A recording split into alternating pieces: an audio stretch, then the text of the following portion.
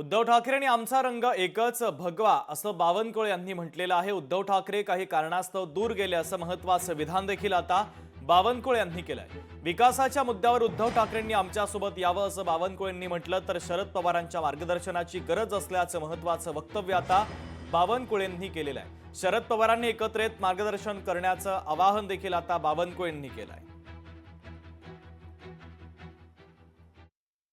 रंग कोणता लावावा यापेक्षा भगवा रंग हा त्यांच्याही संस्कारामध्ये आमच्याही संस्कारामध्ये आहे। फक्त काही काळापुरतं त्यांनी वेगवेगळ्या पद्धतीचं भूमिका घेतली आहे आणि त्यांनी आमच्या सरकारच्या विकसित कामाकरता आम्हा सर्वांना सोबत घ्यावं। शेवटी विकासाच्या मुद्द्यावर आम्ही एकत्र आलो पाहिजे।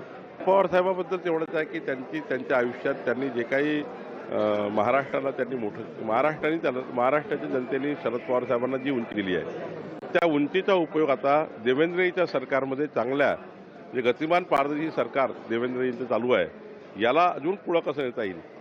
विकासाकरता चांगल्या कल्पना शरद पवार साहेबांकडे आहेत। त्या संकल्पना पवार साहेबांनी आमच्या सरकारला द्याव्या अशा विनंती करणाऱ्या शुभेच्छा देणार। संजय राऊत साहेबांनी रोज शिमगा करण्यापेक्षा एक रोज विकासाच्या मार्गावर महाराष्ट्र पुढे नेण्याकरता रोज सकाळची प्रेस कॉन्फरन्स हवी, म्हणजे रोज शिमगा होऊ नये।